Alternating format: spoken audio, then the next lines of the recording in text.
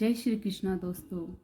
जब तुलसी माता बेटी बनकर आई, रकमपुरा गांव में एक रामपाल नाम के ब्राह्मण अपनी पत्नी सत्यवती के साथ रहते थे। वे दोनों भगवान विष्णु और माता तुलसी के परम भक्त थे। रोजाना सुबह सूर्योदय से पहले उठकर नदी में स्नान करके पूजा करना और तुलसी माता की कथा कहना उनका नियम था। एक भी दिन ऐसा नहीं होता जब उन्होंने अपने नियम का पालन न किया हो। ओम भूर्भुवस्सुः तत्सवितुर्वरेण्यं भर्गो देवस्य धीमहि धियो यो नः प्रचोदयात्। हे तुलसी माता, अपनी कृपया हमेशा हम पर बनाए रखना। कुछ हो न हो, आपकी भक्ति करने के सुख से हमें वंचित मत करना माँ। रामपाल की शादी को कई साल बीत चुके थे, लेकिन उनकी कोई संतान नहीं थी। ऐसे में ब्राह्मण देवता को तो ज्यादा परेशानी नहीं थी, क्योंकि उन्हें तुलसी माता की भक्ति पर बहुत विश्वास था। लेकिन उनकी पत्नी सत्यवती इस बात से बहुत दुखी रहती थी। हमारी शादी को इतने साल बीत गए, लेकिन तुलसी माता ने अब तक हमें कोई संतान नहीं दी। कोई बात नहीं सत्यवती, इसमें भी तुलसी माता ने हमारे लिए कुछ अच्छा ही सोच रहा होगा। तुम उन पर विश्वास मत खोना। बस मुझे उन पर बहुत विश्वास है, लेकिन मैं अपने मन को कैसे मनाऊं जो संतान का सुख भोगने के लिए तरस रहा है। वैसे कैसी संतान की इच्छा है तुम्हारी?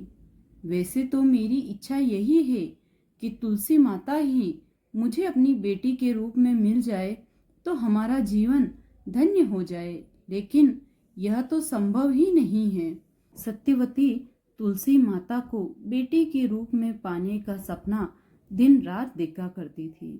एक दिन दोनों पति पत्नी सुबह सवेरे स्नान करने के बाद पूजा करके जब अपने घर की ओर जा रहे थे, तो पीछे से एक बच्ची की आवाज उन्हें सुनाई देती है। बाबा, माँ। रामपाल रुककर कहते हैं, अरे ये कैसी आवाज सुनाई दी? क्या तुम्हें भी कोई आवाज सुनाई? सत्यवती, हाँ, ऐसा लगा जैसे किसी बच्चे ने आवाज दी हो। किसी और को बुला रही होगी। वह हमें क्यों बुलाएगी? यह सोचकर दोनों आगे बढ़ने लगे। तभी फिर से आवाज आई, माँ, बाबा, क्या आपको मेरी आवाज सुनाई नहीं दे रही है?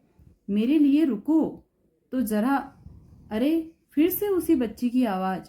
हाँ, आखिर किसे पुकार रही होगी?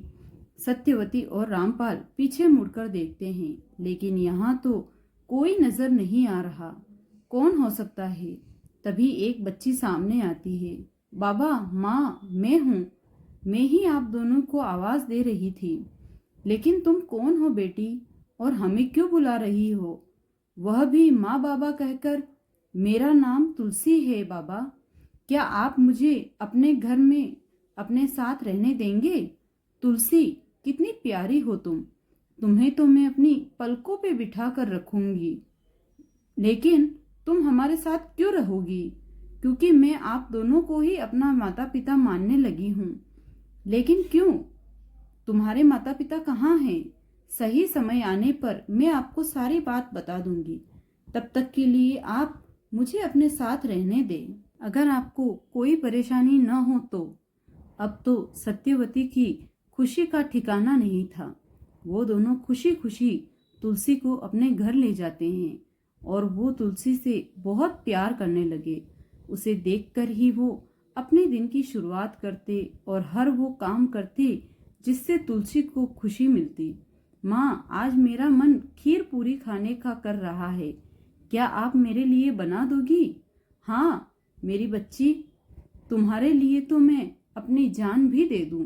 तो खीर पूरी भला क्या चीज है?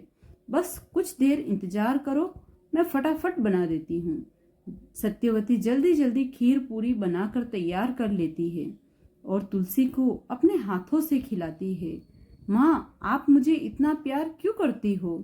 बेटी, मेरी जिंदगी में आकर तुमने मेरे जीवन का सबसे बड़ा सपना पूरा कर दिया। एक बच्ची के लिए मेरा मन तड़प रहा था। अब चलो, ज्यादा बातें मत बनाओ, खाने पे ध्यान दो।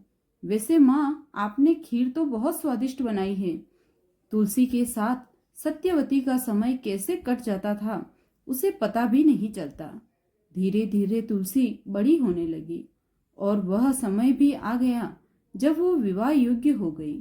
सत्यवती, अब हमारी तुलसी विवाह योग्य हो गई है। अब हमें उसके लिए योग्य वर की तलाश करनी चाहिए। लेकिन हमारी बच्ची तो बहुत ही ज्यादा गुणवान है, उसके लायक वर की तलाश हम कैसे करेंगे? तभी वहां तुलसी आ जाती है। माँ, बाबा, आप लोग मेरे विवाह को लेकर परेशान मत होइए। तुम ऐसा क्यों कह रही हो? बाबा, अगले महीने ही कार्तिक शुक्ल एकादशी के दिन मेरे विवाह की तैयारी आप कर लीजिए। मेरे वर मुझसे विवाह करने के लिए उसी दिन आएंगे। लेकिन ऐसा कैसे हो सकता है बेटी? कभी कभी तो मुझे लगता है जैसे तुम अंतर्यामी हो, किसी देवलोक से आई हो। नहीं नहीं, तुम तो बस मेरी रानी बिटिया हो। मैं तो तुम्हें अपनी नजरों से एक पल के लिए भी दूर नहीं करना चाहती बेटी। फिर तुम्हारा विवाह कैसे करूंगी? तुम्हारे बिना तो मैं मर ही जाऊंगी। अरे माँ, ये आप कैसी बातें कर रही हैं? मैं आपसे दूर कहीं नहीं जाने वाली हूँ। मैं तो हमेशा आपके पास ही रहूंगी। धीरे धीरे समय बीतता है और शुक्ल पक्ष की एकादशी का दिन भी आ जाता है।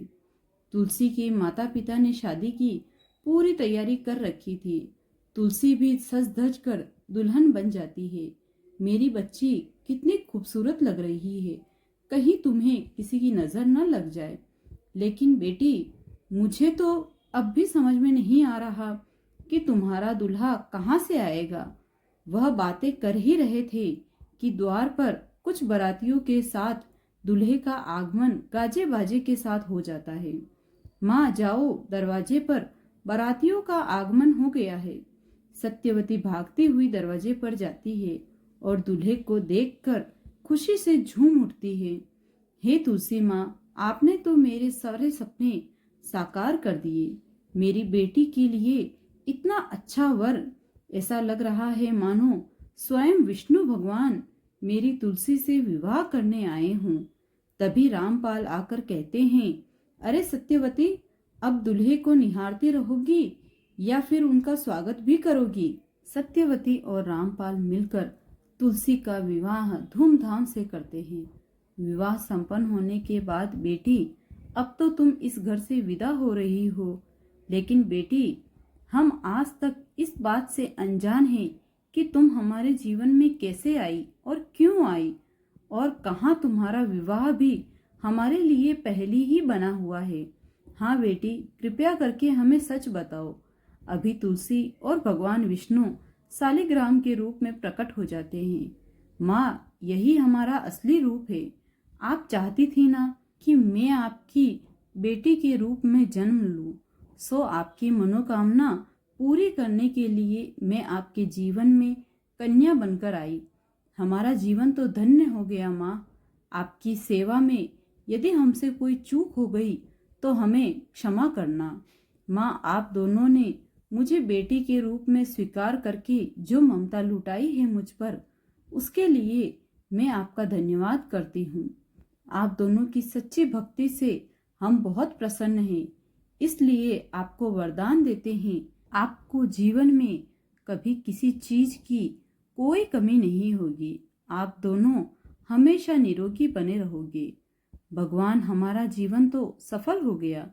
हमारी बेटी तुलसी के बगैर जीना तो बहुत मुश्किल है। अब तो माँ बाबा, आप दोनों जब भी मुझे बुलाएंगे मैं आपके पास आ जाऊंगी। अब इस जीवन का हम क्या करेंगे? हमें इस जीवन से छुटकारा दे दो। आप दोनों यहीं रहकर लोगों में ईश्वर के प्रति विश्वास को जगाने का कार्य कीजिए और लोगों को सत्य मार्ग पर चलने की प्रेरणा दीजिए। और जीवन के अंत में मैं स्वयं आप दोनों को लेने आऊंगी। इतना कहकर तुलसी माता और भगवान शालिग्राम वहां से अंतर्ध्यान हो गए। अब रामपाल और सत्यवती तुलसी माता की भक्ति में और ज्यादा लीन हो गए उन्होंने दूर दूर तक धर्म का प्रचार किया और लोगों के मन में तुलसी माता के प्रति भक्ति का भाव जगाया। अंत में तुलसी माता और भगवान शालिग्राम उन्हें लेने आए, जिससे उन्हें मोक्ष की प्राप्ति हुई। दोस्तों, अगर आपको यह कहानी पसंद आई हो तो प्लीज़ कमेंट में ज़रूर बताएं और ऐसी और कहानी सुनने के लिए इसे लाइक और शेयर करें। Thank you.